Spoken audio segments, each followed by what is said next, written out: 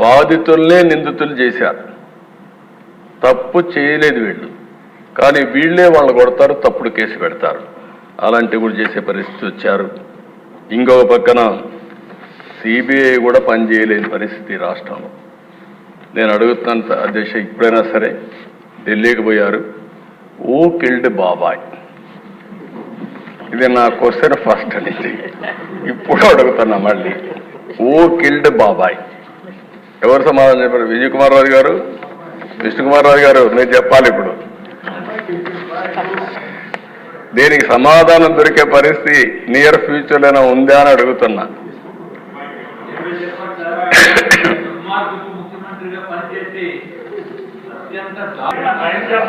Members అందరూ కూడా దేశ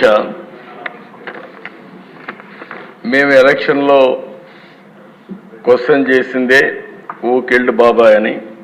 ఇంకా జవాబు రాలేదు, తొందరలో జవాబు కూడా వస్తుంది, దాంట్లో సందేహం లేదు.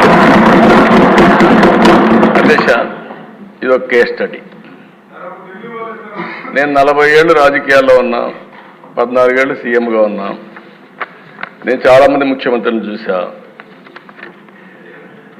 ఇప్పుడే విష్ణుకుమార్ రాజు చెప్పినట్టు ఒక వ్యక్తి ఏ విధంగా చేస్తాడో వివేకానంద రెడ్డి మర్డర్ ఒక ఎగ్జాంపుల్.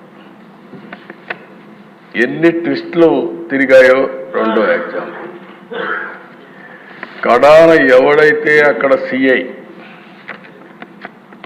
సీన్లో ఉన్నాడో మర్డర్ జరిగిన తర్వాత ఫస్ట్ వెళ్ళాడు.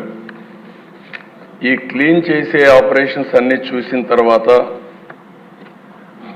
అతను సిబిఐకి ఇన్ఫర్మేషన్ ఇవ్వడానికి సిద్ధపడితే ప్రభుత్వ దుర్వినియోగంతో అతనికి ప్రమోషన్ ఇచ్చి సిఐ నుంచి డిఎస్పీ తిరిగి సిబిఐ పైనే ఆరోపణలు చేసే పరిస్థితికి వచ్చారు.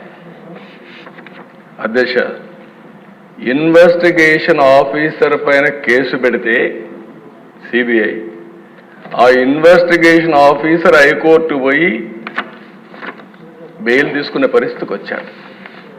ఇది రాష్ట్ర చరిత్రలో ఎప్పుడు చూడలే. ఇవన్నీ దేశ చరిత్ర ప్రపంచంలో కూడా జరిగి ఉండవు. ఈ దేశంలో కాదు, వేరే ప్రపంచంలో ఎక్కడా జరగవు.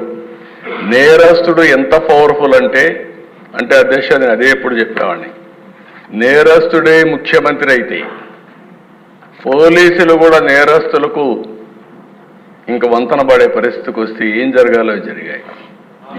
అధ్యక్ష, సిబిఐ లాంటి సంస్థ వివేకానంద రెడ్డి మర్డర్లో ఉండే నిందితుడిని అరెస్ట్ చేయడానికి పోయి మేము అరెస్ట్ చేయలేమని తిరిగి వచ్చారంటే కెన్ యు ఇమాజిన్ అధ్యక్ష?